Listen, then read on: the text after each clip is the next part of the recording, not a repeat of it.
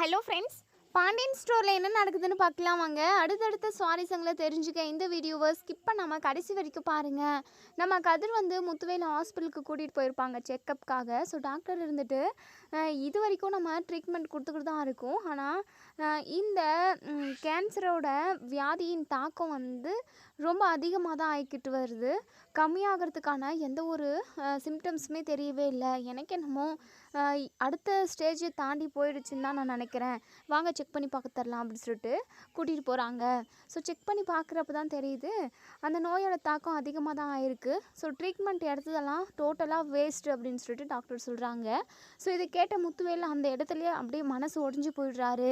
இங்கே நம்ம கதிர் இருந்துட்டு, இங்கே பாருங்கள், நீங்கள் பயப்படாதீங்க, எதுவாக இருந்தாலும் நம்ம பார்த்துக்கலாம் அப்படின்னு சொல்லிட்டு சொல்கிறாங்க.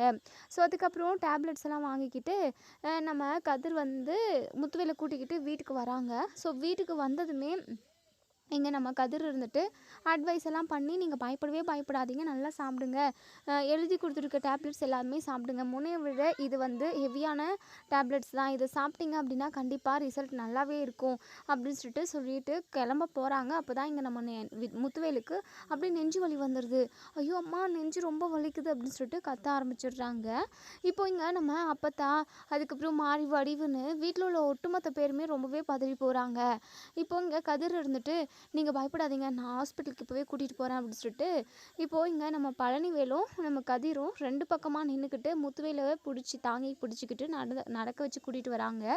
ஸோ அப்போ தான் வெளியே போயிருந்த முத்துவேலும் குமாரும் இப்போது வீட்டுக்குள்ளே வரவும் இங்கே நம்ம அதாவது முத்துவேலுக்கு உடம்பு முடியல அப்படின்னு சொல்லிட்டு தெரிஞ்சுக்கிட்ட சக்திவேல் இருந்துட்டு, ஐயோ அண்ணன் என்னென்ன ஆச்சு அப்படின்னு சொல்லிட்டு, என்னென்னு தெரியல சக்தி, நெஞ்சு ரொம்ப வலிக்குது, ஒரு மாதிரி இருக்குது சக்தி அப்படின்னு சொல்லிட்டு ரொம்பவே திண்டாட்டமாக பேசுகிறாங்க. உடனே சக்திவேல் இருந்துட்டு, அண்ணா நீ கவலைப்படாதுண்ணே, நான் இப்போவே உங்களை ஹாஸ்பிட்டலுக்கு கூட்டிகிட்டு போகிறேன் வாங்கண்ணே அப்படின்னு சொல்லிட்டு உடனே நம்ம கதிர் இருந்துட்டு, இங்கே பாருங்கள், அவரை நான் தான் ஹாஸ்பிட்டலுக்கு கூட்டிகிட்டு போவேன், அவரை நான் டாக்டர்கிட்ட கூட்டிகிட்டு போய் ஆகணும் அப்படின்னு சொல்லிட்டு இங்கே நம்ம கதிர் அதாவது சக்திவேல் பேசுகிறத கூட கொஞ்சம் கூட கவனிக்காமல் அவங்க பாட்டுக்கு நம்ம முத்துவேலை காரில் உட்கார வச்சு கூட்டிகிட்டு போயிடுறாங்க. ஸோ சக்திவேலுக்கு பயங்கரமாக கடுப்பாகுது. இங்கே நம்ம பாண்டியன், கோமதி அவங்க எல்லாருமே வாசலுக்கு வந்துடுறாங்க. ஸோ உடனே இங்கே நம்ம சக்திவேல் இருந்துட்டு பாண்டியன் கிட்ட இங்கே பாருங்கள், உங்களுக்கு என்ன தான் பிரச்சனை, எதுக்காக தேவையில்லாமல் உங்கள் பையன் என் அண்ணன் விஷயத்தில் குறுக்கிட்டுக்கிட்டே இருக்காரு, உங்களுக்கெல்லாம் கொஞ்சம் கூட சூடு சொரணே இல்லையா, என் அண்ணனை நாங்கள் ஹாஸ்பிட்டலுக்கு கூட்டிகிட்டு போயிருப்பேன், ஆனால் அவன் என்னவோ முந்திரி கொட்டை மாதிரி முந்திக்கிட்டு என் அண்ணனை ஹாஸ்பிட்டலுக்கு கூட்டிகிட்டு போகிறான். இங்கே பாருங்கள், இதெல்லாம் கொஞ்சம் கூட சரியில்லை, உங்கள் பையனை நான் உண்டிலன்னு பண்ண போகிறேன், என் அண்ணனுக்கு ஏதோ ஒரு மிகப்பெரிய வழியை கொடுத்துட்டு போகிறதுக்காக தான் இப்படி கூட தெரிஞ்சுக்கிட்டு இருக்கான் அப்படின்னு சொல்லிட்டு இங்கே நம்ம சக்தியில் பயங்கரமாக சண்டை போட ஆரம்பிச்சிடுறாங்க.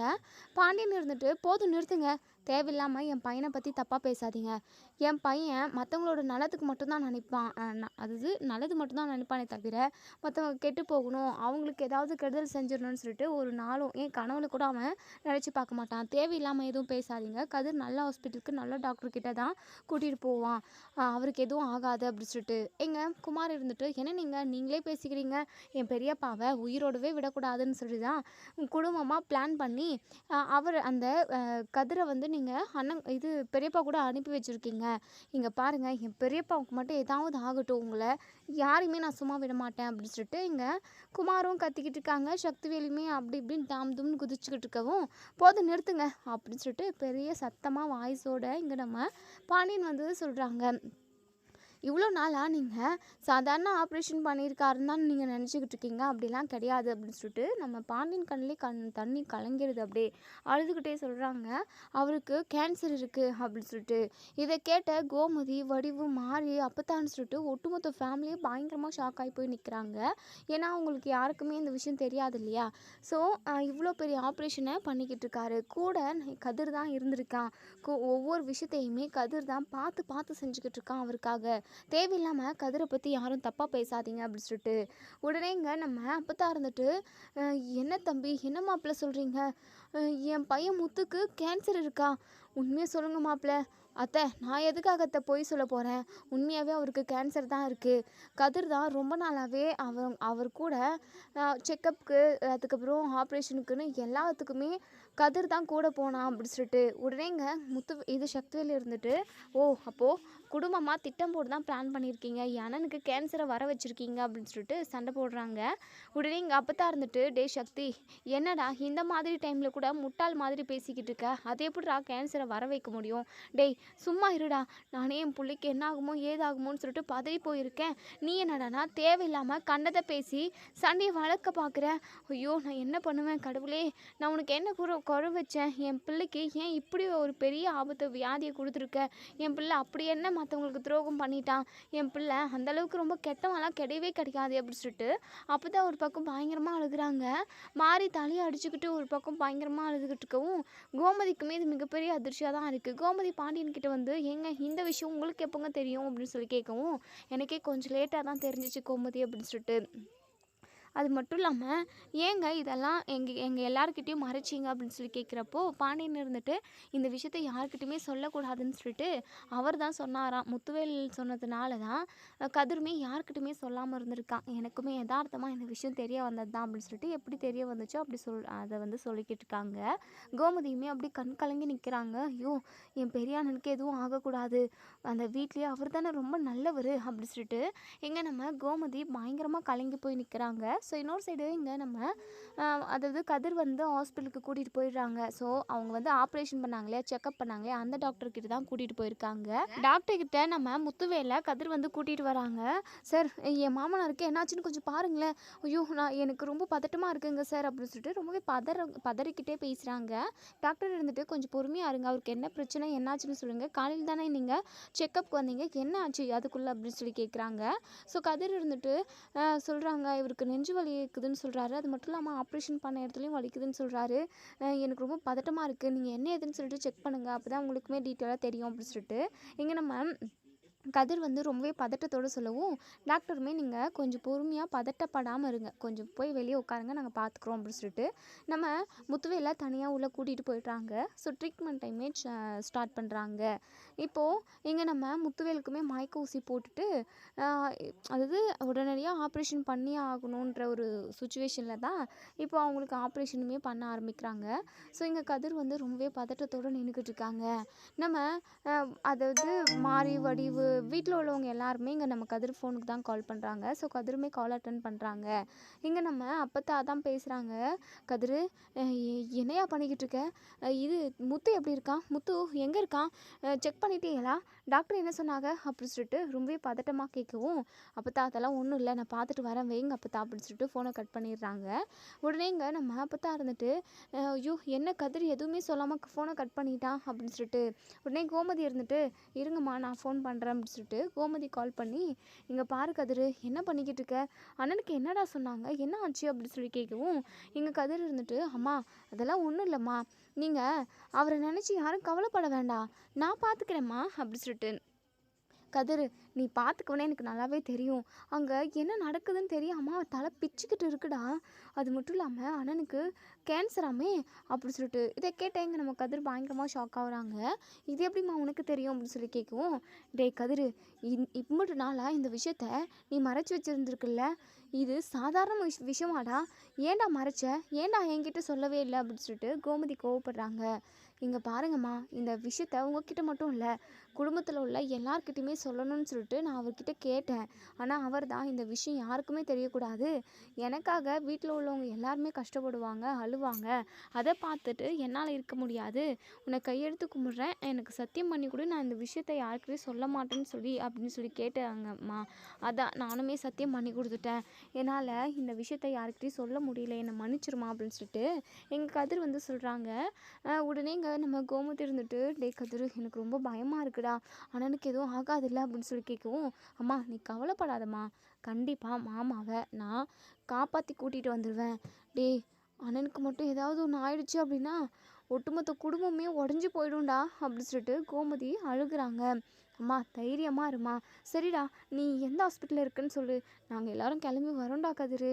நீ மட்டும் தனியாக எதுக்காகடா இருக்கணும்? நாங்கள் எல்லாரும் இருந்தோம் அப்படின்னா உனக்கும் தைரியமாக இருக்கும்ல. அது மட்டும் இல்லாமல் அவர் ஹாஸ்பிட்டலில் இருக்கிறாரு, அண்ணனுக்கு என்னாச்சு ஏதாச்சுன்னு சொல்லிட்டு இங்கே எல்லாருமே நாங்கள் பதட்டத்தோடு இருக்கோம். நாங்களும் அங்கே இருந்தால் எங்களுக்கு கொஞ்சம் நல்லா இருக்கும். நாங்களும் வரேன்டா அப்படி சொல்லிட்டு. அம்மா நீங்களாம் எதுக்குமா, நான் பார்த்துக்கிறேம்மா அப்படி சொல்லிட்டு. இங்கே பாருடா, ஹாஸ்பிட்டல் லொக்கேஷன் மட்டும் நீ அனுப்பிவிடு, நாங்கள் எல்லோரும் கிளம்பி வரோம் அப்படி சொல்லிட்டு. இப்போ நம்ம கதிருமே சரி லொக்கேஷன் அனுப்பி விடுறாங்க. சக்திவேல் இருந்துட்டு எப்போவுமே கோமதி கிட்ட பேசாத ஆள். கோமதி, கதிர் என்ன சொன்னான்? டாக்டர் என்ன சொன்னாங்களா? அண்ணனுக்கு ஒரு பிரச்சனையும் இல்லைல்ல, அண்ணன் பழைய மாதிரி திரும்ப நம்மக்கிட்ட வந்துடுவார்ல அப்படி சொல்லிட்டு நம்ம சக்திவேல் வந்து கோமதியை கேட்குறாங்க. கோமதி இருந்துட்டு என்ன ஏதுன்னு ஒன்றும் தெரியல, கதிரை ஹாஸ்பிட்டலுக்கு கொண்டு போய் அட்மிட் பண்ணியிருக்கானா, ட்ரீட்மெண்ட்டும் போய்கிட்டு இருக்கான், என்ன ஏதுன்னு தெரியலண்ணா, நம்ம எல்லாருமே போவோம் வாங்க அப்படி சொல்லிட்டு. இப்போ ஒட்டுமொத்த குடும்பமே ஒன்று சேர்ந்து இப்போ முத்துவேலை பார்க்குறதுக்காக போகிறாங்க. ஸோ முத்துவேலுக்கு ஆப்ரேஷன் நடந்துக்கிட்டு இருக்கு. எங்கள் சக்திவேல் வந்து எங்கள் கதிர்கிட்ட கதிர், இது அண்ணன் என்ன பண்ணிக்கிட்டு இருக்காரு, அண்ணனுக்கு என்ன மாதிரியான இப்போ ட்ரீட்மெண்ட் போய்கிட்டு இருக்கு அப்படின்னு சொல்லி கேட்கவும், ஆப்ரேஷன் பண்ணிக்கிட்டு இருக்காங்க அப்படின்னு சொல்லிட்டு. ஆப்ரேஷனா அப்படின்னு சொல்லிட்டு சக்திவேல் பயங்கர கோவமாக இங்கே நம்ம சக்திவேல் இது கதிரோட ஷர்ட்டை பிடிச்சி, என்னடா என் அண்ணனை என்னடா பண்ணுறீங்க, திரும்ப திரும்ப எத்தனை ஆப்ரேஷன்டா, என் அண்ணன் எத்தனை ஆப்ரேஷனை தான் தாங்குவார், ஐயோ என் அண்ணனை ஒரே அடியாக முடிச்சு தள்ளிடலான்னு சொல்லிட்டு நீ பிளான் பண்ணிட்டியாடா அப்படி சொல்லிட்டு எங்கள் நம்ம கதிரை கோவத்தில் பயங்கரமாக திட்டிக்கிட்டே ஷர்ட்டை பிடிச்சி ஆட்டிக்கிட்டு இருக்காங்க. கதிர் இருந்துட்டு இங்கே பாருங்கள், நான் என்ன அவர் செத்து போகணும்னு நினைக்கவேனா, நான்லாம் ஒரு நாளும் அப்படி நினைக்கவே மாட்டேன். கண்டிப்பாக அவர் சீக்கிரமாக இந்த நோயிலிருந்து விடுபட்டு வந்துடுவாருன்னு சொல்லிட்டு தான் நான் ஒவ்வொரு நாளும் வேண்டிக்கிட்டு இருக்கேன், வந்துடணும்னு சொல்லிட்டு. தயவு செஞ்சு என்னை தப்பாக நினச்சிக்காதீங்க. இப்போ டாக்டர் இமிடியேட்டாக ஆப்ரேஷன் பண்ணியே ஆகணும், ஆப்ரேஷன் பண்ணலை அப்படின்னா அடுத்த செகண்டே ஒரு உயிருக்கே ஆபத்து அப்படின்ற மாதிரி சொன்னார். அதனால தான் நானுமே பண்ண சொன்னேன். என்னடா எல்லாமே உன் இஷ்டமா, உன் விருப்பமா, என் அண்ணனுக்கு எத்தனை ஆப்ரேஷன் பண்ணி எப்படியெல்லாம் அவரை வதக்கிறீங்க, எதுவாக இருந்தாலும் எங்கள் குடும்பத்தில் கிட்ட உள்ளவங்க கிட்ட நீ கேட்டுக்கணும்ல, நீயா தனிப்பட்ட முறையில் முடிவெடுப்பியா, அண்ணனுக்கு ஏதோ ஒன்று ஆயிடுச்சு அப்படின்னா என்னடா பண்ண முடியும் அப்படின்னு சொல்லி கேட்கவும், அதெல்லாம் ஒன்றும் ஆகாதுங்க அப்படின்னு சொல்கிறாங்க. அது எப்படி எதுவும் ஆகாதுன்னு சொல்கிறல, அண்ணனுக்கு ஏதாவது ஆகட்டும், உன்னை நான் உண்டுலன்னு பண்ணிடுவேண்டா அப்படின்னு சொல்லிட்டு சக்திவேல் வந்து இங்கே கதிர்கிட்ட சண்டைக்கு போகிறாங்க. இப்போ அப்போ தான் இருந்துட்டு, சக்தி கொஞ்ச நேரம் அமைதியாரு சக்தி, ஏதோ ஆப்ரேஷன் அது இதுன்னு சொல்லிக்கிட்டு இருக்காங்க, அந்த ஆப்ரேஷன் நல்லபடியாக முடியணும், முத்துக்கு எதுவும் ஆகக்கூடாது, முத்து நல்லபடியாக திரும்ப வந்துடணும் அப்படி சொல்லிட்டு எங்கள் அப்பா தான் பேசிக்கிட்டு இருக்காங்க. ஆத்தா, இதெல்லாம் நடக்கிறதெல்லாம் பார்த்தா எனக்கு என்னமோ சதி வேலையாக தோணுது, அதுக்குது இதுக்குது இந்த பிரச்சனை இருக்குதுன்னு சொல்லிட்டு அண்ணனை ஹாஸ்பிட்டலுக்கு கூட்டிகிட்டு வந்து இவங்க எல்லாருமே ஏதோ செய்ய பார்க்குறாங்க. அது மட்டும் இல்லாமல் டாக்டருக்கு ஏதாவது பணத்தை கொடுத்து அண்ணனோட கிட்னி லிவர் அது இது ஏதாவது எடுக்கணும்னு சொல்லிட்டு தான் இவன் பிளான் பண்ணியிருப்பான் போல். ஏன்னா ட்ராவல்ஸ் ஓட்டி பொழைக்க முடியாது, சீக்கிரமாக பணக்காரன் ஆக முடியாது, அதான் உறுப்புகளெல்லாம் விற்று பணம் பண்ணிடலான்னு சொல்லிட்டு இவன் நினச்சிருக்கான். அண்ணனை பலிகாடு ஆக்க பார்க்குறான். ஆத்தா, எனக்கு என்னமோ இப்படி தான் நடந்திருக்குன்னு தோணுது அப்படின்னு சொல்லிட்டு எங்கள் சக்திவேல் சொல்லவும், இதை கேட்டேன் இங்கே நம்ம கதிர் இருந்துட்டு, போது நிறுத்துங்க, கொஞ்சம் கூட மனசாட்சி இல்லாமல் பேசாதீங்க, நான் என்ன அம்புட்டு கேவலமானவனா, கேடு கெட்டவனா, நான் கண்டிப்பாக பிச்சை எடுத்து சாப்பிட்டாலும் இப்படி ஒரு விஷயத்த பண்ணவே மாட்டேன், இது எம்புட்டு பெரிய பாவம், தயவு செஞ்சு இப்படி நான் பண்ணுவேன்னு சொல்லிட்டு உங்கள் வாயாலேயோ இல்லை வேறு யாருமே என்கிட்ட சொல்லிடாதீங்க, அவரோட உயிரை எப்படியாவது காப்பாற்றிடணுன்ற ஒரே ஒரு காரணத்துக்காக நான் அவர் கூட எங்கெல்லாம் தெரிஞ்சிருக்கேன் தெரியுமா, அவர் கூட போகிறதெல்லாம் எனக்கு கஷ்டம் கிடையாது, ஆனால் நீங்கள் இப்போ பேசுகிற பேச்சு தான் ஏன்னா அப்படியே கத்தியால் போட்டு கரன்னு சதையை அறுத்து எடுக்கிற மாதிரி இருக்குது அப்படின்னு சொல்லிட்டு இங்கே நம்ம கதிர் வந்து ரொம்பவே ஃபீல் பண்ணுறாங்க. உடனே இங்கே நம்ம ராஜு ஓடி வந்து, இங்கே பாருங்கள் சித்தப்பா, கதிரை பற்றி நீங்கள் என்ன நினச்சிக்கிட்டு இருக்கீங்க, கதிர் நீங்கள் நினைக்கிற மாதிரி ஆளெல்லாம் கிடையவே கிடையாது, என் அப்பாவுக்காக கதிர் எவ்வளவோ செஞ்சுருக்கான், தயவு செஞ்சு ஏன் கதிரை சந்தேகப்பட்டு பேசாதீங்க சித்தப்பா அப்படின்னு சொல்லவும், என்னம்மா ராஜி, உனக்கு உன் அப்பாவை விட உன் புருஷன் தான் முக்கியமாக போயிட்டானா, நான் கூட ஏதோ கூடயே இருக்கான் அப்படின்னு சொல்லிட்டு நான் நல்லவன் நினச்சேன், ஆனால் இங்கே வந்து பார்த்தா தான் தெரியுது, நம்மக்கிட்ட எதுவுமே கேட்காம ஒரு வார்த்தை கூட கேட்காம அவன் பாட்டுக்கு ஆப்ரேஷனுக்கு ஓகே சொல்லியிருக்கானா, அப்போது இதை நான் சந்தேகப்படாமல் இருக்கணும்னு நினைக்கிறியாம்மா ராஜி, இதில் நம்ம கண்டிப்பாக இந்த விஷயத்தில் சந்தேகப்பட்டு தான் ஆகணும், அண்ணனுக்கு ஏதாவது ஒன்று ஆகட்டும், புருஷன் சொல்லிட்டு சப்போர்ட் பண்ணிக்கிட்டு வந்து நிற்கிறல்ல, அப்புறம் இவன் முகத்தில் கிழிச்சதுக்கப்புறம் உனக்கு தெரியும், அன்னைக்கு சொல்லுவார் நீ எல்லாம் ஒரு ஆளாடா அப்படின்னு சொல்லிட்டு அவனை பார்த்து நீ கேட்க தான் போகிற, என் அண்ணனுக்கு மட்டும் ஏதாவது ஆகட்டும் அப்புறம் பேசிக்கிறேன், நான் இப்போ எதுவும் பேசுறது கிடையாது அப்படின்னு சொல்லிட்டு எங்கள் சக்தி வந்து ஒரு மூலையில் போயிட்டு சேர் மேலே உட்காந்துக்கிட்டு பயங்கரமாக அழுகுறாங்க. ஏன்னா நம்ம சக்திவேல் வந்து கெட்டவர் தான், ஸோ முத்துவேலோட சொத்து பத்தை அனுபவிக்கணும். அது மட்டும் இல்லாமல் கோமதிக்கு அவங்க வீட்டாளுங்களுக்கு யாருக்குமே சொத்து சோகம்னு எதுவுமே போகக்கூடாது, தனக்கு மட்டும் இருக்கணும், தானும் தன் பிள்ளையும் மட்டும் நல்லா இருக்கணும்னு நினைக்கிற ஆள் தான். ஆனால் அதையும் தாண்டி ஏதோ ஒரு மூலையில் ஏதோ ஒரு விஷயத்தில் நம்ம சக்திவேல் வந்து முத்துவேலை ரொம்பவே நேசிக்கிறாங்க. தன்னோட அண்ணன்ற பாசம் அவங்களுக்கு எக்கச்சக்கமாகவே இருக்குது. ஸோ நம்ம முத்துவேலுக்கு இப்படி ஒரு நிலமை அப்படின்னு சொல்லி கேள்விப்பட்டதுமே அவர் ரொம்பவே மனசொடிஞ்சு போயிட்டாரு. ரொம்பவே ஃபீல் பண்ணுறாரு. அண்ணனுக்கு எதுவும் ஆகக்கூடாது, அண்ணன் திரும்ப வந்துடணும் அப்படின்ற ஒரு நினப்பு மட்டும்தான் நம்ம சக்திவேலோட மைண்ட்குள்ளே ஓடிக்கிட்டே இருக்குது. இப்போ இங்கே குமார் இருந்துட்டு, அப்பா என்னென்னமோ சொல்கிறாங்க, ஆப்ரேஷன் அது இது கேன்சர்னு சொல்லிட்டு, பெரியப்பாவுக்கு எதுவும் ஆகாதுல்ல அப்படின்னு சொல்லிட்டு, எதுவும் ஆகக்கூடாதுடா அப்படின்னு சொல்லிட்டு 2 பேருமா பேசிக்கிட்டு இருக்காங்க. இங்கே நம்ம அப்பத்தா கதிர்கிட்ட வந்து, டே கதிரு, எனக்கு ரொம்ப பயமாக இருக்குடா, ஒரு மாதிரி கை கால்லாம் நடுங்குதுடா, கேன்சர்ன்றது சாதாரண நோயெல்லாம் கிடையாது, அது கொடிய நோய், அந்த நோயிலிருந்து முத்துவேலை நம்ம எப்படிடா மீட்டு கொண்டு வர்றது? அப்பத்தா அம்மச்சி நீங்கள் கவலையே படாதீங்க அம்மச்சி, நான் கண்டிப்பாக அவரை அந்த நோயிலிருந்து விடுபட்டு கூட்டிகிட்டு வந்துடுவேன். நீங்கள் எதை நினச்சி ஃபீல் பண்ணி அழுகாதீங்க. அவருக்கு ஆப்ரேஷன் முடிஞ்சதுக்கப்புறம் அவர் ரொம்ப சந்தோஷமாக இருப்பார். அவர் பழையபடி சிங்கம் மாதிரி தெருவில் தலை நிமிர்ந்து நடந்து வருவார் அம்மச்சி. நீங்கள் எதை நினச்சி கவலைப்படாதீங்க அம்மச்சி. நீங்களும் வயசானவங்க, உங்களுக்கும் பிபி சுகர்னா அது இதுன்னு இருக்குது. அதுக்கப்புறம் நீங்கள் அழுது அழுது உங்கள் உடம்பு நீங்கள் கெடுத்து போகிறீங்க அப்படின்னு சொல்லிட்டு இங்கே நம்ம கதிர் வந்து சொல்கிறாங்க. ஆப்ரேஷன் முடிச்சுட்டு இங்கே டாக்டர் வந்து வெளியே வரவும் உடனே ஒட்டுமொத்த குடும்பமும் எல்லாரும் வந்து, டாக்டர் அவருக்கு எப்படி இருக்குது, டாக்டர் முத்துவேலுக்கு எப்படி இருக்குது, ஒரு பக்கம் பெரியப்பாவுக்கு எப்படி இருக்குது, ஒரு பக்கம் அப்பாவுக்கு எப்படி இருக்குன்னு சொல்லிட்டு ஒட்டுமொத்த குடும்பமும் வந்து கதறிக்கிட்டு கேட்குறாங்க. டாக்டர் இருந்துட்டு, என்ன இவ்வளோ பேர் வந்திருக்கீங்க, அது மட்டும் இல்லாமல் இப்படி அழுதுகிட்டு இருக்கீங்க, அழுகாதீங்க, அவருக்கு எதுவும் ஆகாதுன்னு தான் நினைக்கிறேன் அப்படின்னு சொல்லிட்டு சொல்லவும், என்ன டாக்டர் நினைக்கிறேன்னு சொல்கிறீங்க, கொஞ்சம் கன்ஃபார்மாக எதுவும் சொல்ல மாட்டேங்கிறீங்களே அப்படின்னு சொல்லி கேட்கவும், உடனே டாக்டர் இருந்துட்டு, எது ஒன்றும் இப்போதைக்கு சொல்ல முடியாது, இது பெரிய ஆப்ரேஷன் தான் பண்ணியிருக்கேன், அவர் வந்து கண் விழிச்சிட்டாரு அப்படின்னா அவருக்கு பிரச்சனையே கிடையாது, அப்படி இல்லை கண் விழிக்கலை அப்படின்னா அந்த நோயோட தாக்கத்தை தாங்க முடியாமல் அவருக்கு ஏதாவது ஒன்று ஆகிறதுக்கு கூட நிறைய வாய்ப்பு இருக்குது, அப்படி ஆகாமல் இருக்கணுன்றதுக்காக தான் இந்த ஆப்ரேஷனே பண்ணோம். அது மட்டும் இல்லாமல் இந்த ஆப்ரேஷன் மூலமாக உயிர் பொழைச்சவங்களும் இருக்காங்க, இறந்து போனவங்களும் இருக்காங்க அப்படின்னு சொல்லவும், இதை கேட்ட எங்கள் சக்திவேல் பயங்கர கோவத்தோடு வந்து டாக்டரோட ஷர்ட்டை பிடிச்சிடுறாங்க. உங்களுக்கு கொஞ்சம் கூட மனசாட்சியே இல்லையா, என் அண்ணன் உயிர் பொழைப்பாரா மாட்டாரான்னு சொல்லிட்டு டவுட்டாகவே சொல்கிறீங்க, அப்படி இருக்கிறப்போ அந்த ஆப்ரேஷனை நீங்கள் எதுக்காக பண்ணீங்க, ஆப்ரேஷன் பண்ணால் பொழைக்கவே மாட்டாங்கன்ற மாதிரி நீங்கள் உறுதியாக சொல்கிற மாதிரி இருக்கே அப்படின்னு சொல்லிட்டு டாக்டர் இருந்துட்டு, இங்கே பாருங்கள், அப்படி நான் ஆப்ரேஷன் பண்ணாமல் இருந்தாலுமே அவர் உயிர் பொழைச்சிருக்கவே மாட்டார், இங்கே பாருங்கள் இப்போதைக்கு எதுவும் அதாவது உறுதியாக பேச வேண்டாம், இந்த ஆப்ரேஷனுக்கு அப்புறம் கண் விழிச்சு அந்த மயக்கத்துலேருந்து வெளியே வந்தாலே அவங்க மறு உயிர் வந்த மாதிரி, இதுக்கப்புறம் அவங்களுக்கு எந்த பிரச்சனையும் இல்லைன்னு அர்த்தம், அதே அந்த மயக்கத்துலேருந்து அவங்களால அந்த நோயோட போராடி வெளியே வர முடியல அப்படின்னா அதுக்கப்புறம் சொல்கிறதுக்கு இல்லைங்க அப்படின்னு சொல்லிட்டு இங்கே டாக்டர் போயிடுறாங்க. இப்போ இங்கே ஒட்டுமொத்த குடும்பமே கதறி கதறி அழுதுகிட்டு இருக்காங்க. நம்ம கோமதி இருந்துட்டு, ஐயோ நாங்கள் யாருக்கு என்ன பாவம் செஞ்சோம், ஏன் இப்படி எங்கள் குடும்பத்துக்கு கஷ்டத்து மேலே கஷ்டம் வரணும், எம்பிட்டு கஷ்டம் வந்தாலும் அதை போராடி நாங்கள் வாழ்ந்துக்கிட்டு தானே இருந்தோம், இப்போது ஒரு உயிரவே எடுக்கணும்னு அந்த கடவுள் நினச்சிருச்சு, ஐயோ கடவுளே என் அண்ணனுக்கு மட்டும் எதுவும் ஆகக்கூடாது அப்படின்னு சொல்லிட்டு பயங்கரமாக அழுகுறாங்க. இப்போ இங்கே கதிர் இருந்துட்டு, அம்மா அழுகாதம்மா, அவருக்கு எதுவும் ஆகாது அப்படின்னு சொல்லிட்டு வடிவு தலையை அடிச்சுக்கிட்டு பயங்கரமாக அழுகுறாங்க. ஐயோ ஏங்க, நீங்கள் இல்லாமல் நான் எப்படிங்க உயிரோடு இருக்கிறது, இதுக்கப்புறம் என் உசுறு என் உடம்புல இருக்காதுங்க, நீங்கள் இல்லைன்னு ஆனதுக்கப்புறம் நான் இருந்து என்னங்க பிரயோஜனம் அப்படின்னு சொல்லிட்டு பயங்கரமாக அழுகுறாங்க. ராஜு இருந்துட்டு அவங்க அம்மாவை கட்டி பிடிச்சிக்கிட்டு, அம்மா நம்ம இனிமேல் அப்பா கூட இருக்க முடியாதம்மா, அப்பா நம்மளை விட்டுட்டு போயிடுவாரம்மா அப்படின்னு சொல்லிட்டு பயங்கரமாக அழுகுறாங்க. இப்போ இங்கே நம்ம சக்திவேல் இருந்துட்டு மொத்த கோவத்தையுமே கதிர் மேலே தான் காட்டுறாங்க. ஓடி வந்து கதிரோட கழுத்தை பிடிச்சி நெரிச்சுக்கிட்டு அப்படியே செவுத்துல போயிட்டு முட்டிடுறாங்க. உன்னை உயிரோடு விட மாட்டேன்டா, நீ செத்து போடா, என் அண்ணன் இந்த மண்ணை விட்டு இந்த உலகத்தை விட்டு போகிறதுக்கு முன்னாடி நீ போய் சேரணும்டா, உன்னால தான் என் அண்ணனுக்கு இப்படி ஒரு நிலைமை, அங்கே கூட்டிகிட்டு போகிறேன் இங்கே கூட்டிகிட்டு போகிறேன்னு சொல்லிட்டு ரகசியமாக என் அண்ணனை அங்கெங்கன்னு கூட்டிகிட்டு போய் என் அண்ணனை ஏதோ ஒரு வழி பண்ணிட்டேன், இன்னைக்கு என் அண்ணன் உயிர் பொழைச்சி வருவாரா மாட்டாரான்ற ஒரு கடுமையான சுச்சுவேஷனில் இருக்காரு, எல்லாத்துக்கும் காரணம் நீ மட்டும் தாடா, நீ ஒருத்த மட்டும்தான் அப்படின்னு சொல்லிட்டு கழுத்தை பிடிச்சி நெரிக்கிறாங்க.